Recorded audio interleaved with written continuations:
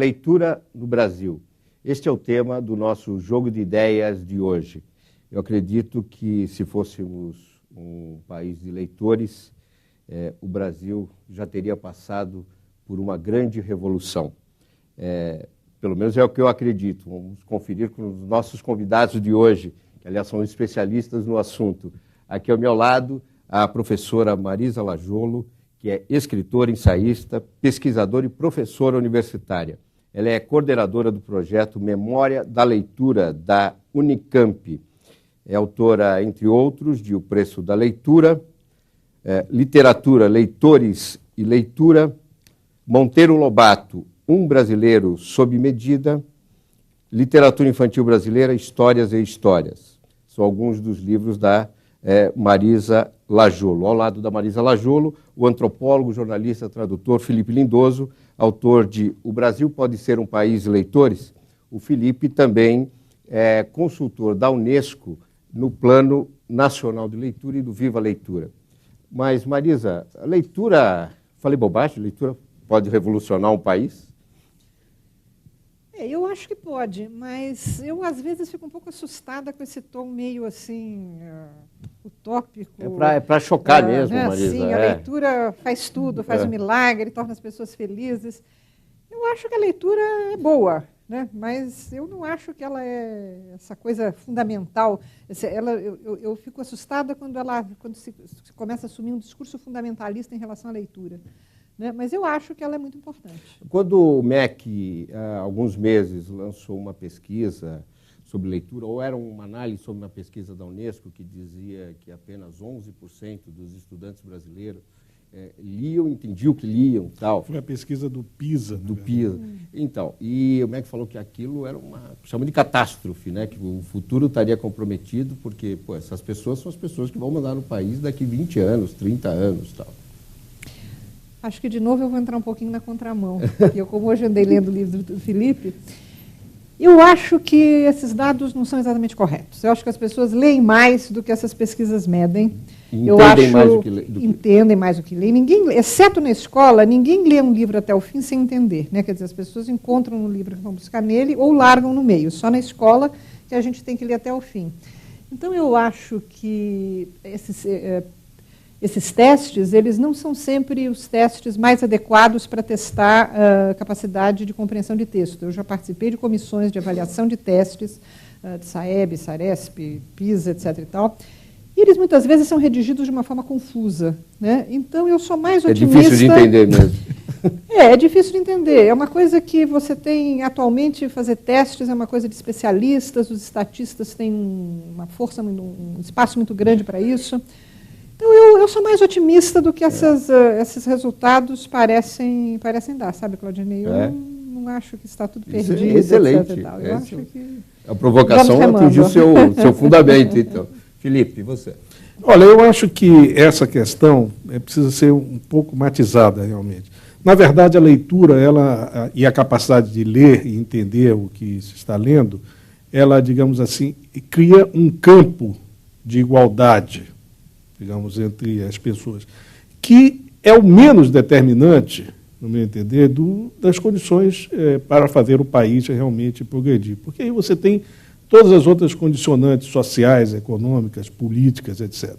Não é a leitura por si só que faz as pessoas melhores ou piores. Aliás, se você partir por esse lado, você tem, obviamente, e todo mundo gosta de citar os grandes leitores, os bons filósofos, etc. Tal.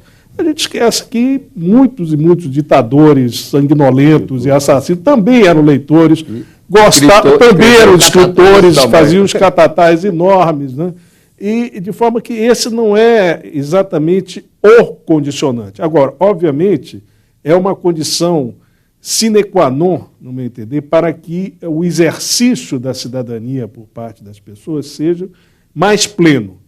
Mais pleno, não quer dizer que quem não saiba ler ou quem não leia não tenha condições de ser um cidadão consciente, participe da vida da sociedade, etc. Tal. Mas a leitura proporciona, digamos, essa base comum para uma ação que vai muito mais além. Uma questão que ela é um pouco básica. Toda vez que a gente participa de um encontro em que se fala de leitura, e o Felipe Lindoso, inclusive, percorreu os estados do norte no programa Rumos, aqui do Itaú Cultural, vem sempre a pergunta: como é que eu faço o meu filho, o meu sobrinho, o meu neto, o meu amigo, o meu irmão mais novo, como é que eu posso ajudar? Eu sou leitor, mas ele não.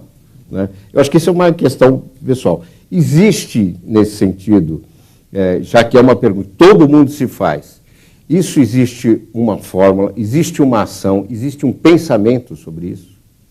Eu sempre fico triste porque não tem a resposta do tipo assim, recorte papel, jogue livros para cima, faça um castelo de cartas com os livros que as crianças vão adorar ler. Não, eu acho que o professor, que é um bom leitor, que gosta de ler, que tem acesso a livros e que, sobretudo, ele vai conseguir buscar na história dele, de como é que ele se formou leitor, eu acho que ele vai encontrar as experiências através das quais ele se tornou um leitor, ele vai evitar as experiências que tornaram mais difícil o contato dele com livros. Então, eu acredito que a função da escola, enquanto formadora de educadores, por sua vez, formadores de leitores, a escola tem que habilitar o professor a recorrer a esse seu banco de experiências pessoais e fazer com que esse banco de experiências pessoais encontre um banco social de experiências, que são as práticas de leitura da sociedade brasileira. Só para encerrar né, a minha participação nessa pergunta, eu acho que é sobretudo preciso tirar dos ombros do professor a carga negativa de que ele é culpado ou responsável por alguma coisa e dizer para ele também que não é que hoje os professores têm essa missão de fazer os alunos lerem, porque antigamente todos liam. Não é verdade. O professor sempre reclamou, sempre foi mal-humorado, sempre achou que ninguém gostava de ler. Isso aqui no Brasil, na Austrália, na França, na Alemanha, no mundo. Então, eu acho que a gente precisa matizar um pouco isso, porque isso faz parte também do nosso karma de país de terceiro mundo, onde acreditamos que tudo aqui acabou, não dá certo. Enfim, e antes também não se lia tanto mais do que hoje. Não. Antes tinha uma questão que era muito interessante. A escola, inclusive a escola pública, era muito mais elitista também. Quer dizer, você tinha na escola uma parcela muito menor da população. Né? A escola era feita por uma classe média de funcionários, da população estava no campo. Estava fora. Então, a expansão do ensino, ela traz, consequentemente, problemas também de qualidade. Mas eu acho que a Marisa levantou duas questões. Primeiro, a pergunta originalmente é feita para os pais. Pelos pais também. Pelos pais e em função dos pais. Quer dizer, essa criação desse ambiente de leitura em casa. Felizmente, a minha experiência nesse sentido é feliz. Né? Realmente era uma casa que tinha muitos livros.